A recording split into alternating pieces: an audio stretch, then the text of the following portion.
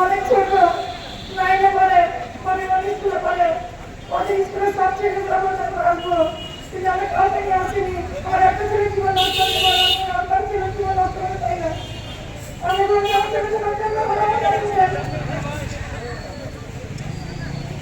প্রেক্ষাপটে আইনজীবীরা একটা টর্চার সেল তৈরি করেছে, যে সেলে জনসাধারণের কোনো ক্ষমা নাই, জনসাধারণ ক্ষমা পায় না।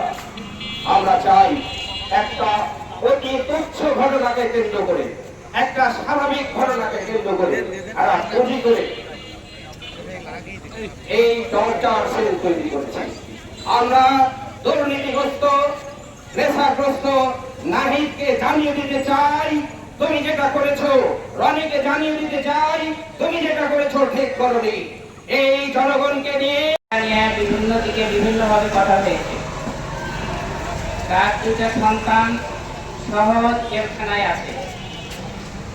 তো সেই ছেলে দুটা ছোট, স্কুলে পড়ে। যদি কেউ অপরাধ করে, একটা বাচ্চা ছেলে বাপকে কেউ মারলে ওই বাচ্চাটা দাঁড়িয়ে থাকতে পারে না। পৃথিবীতে আমরা যেটা দেখেছি সবচেয়ে কাছের হলো মা। জেলা সেক্রেটারি, অত্র এলাকার মা বোন ও ভাইরা, আসসালামু আলাইকুম ওয়া রাহমাতুল্লাহ।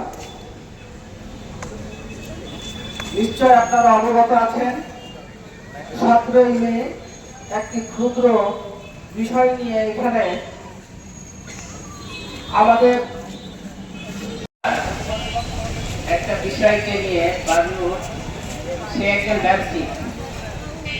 সে ব্যবসা করে, কাঁচামালের ব্যবসা করে এবং পুরাতন বাজারে তার সাথে আমার সাক্ষাৎ হয়। সে ব্যবসায়ী ছেলে হিসাবে আমি তাকে বারে এসেছেন এবং এমপিদের কাছে করেছেন, কোনোখানে গিয়ে তার মা এই সুরাহাটা করতে পারেনি। একটা ছোট্ট বিষয়, আমাদের উকিল পার্কে আমরা বলি আমাদের জেলার চোখ।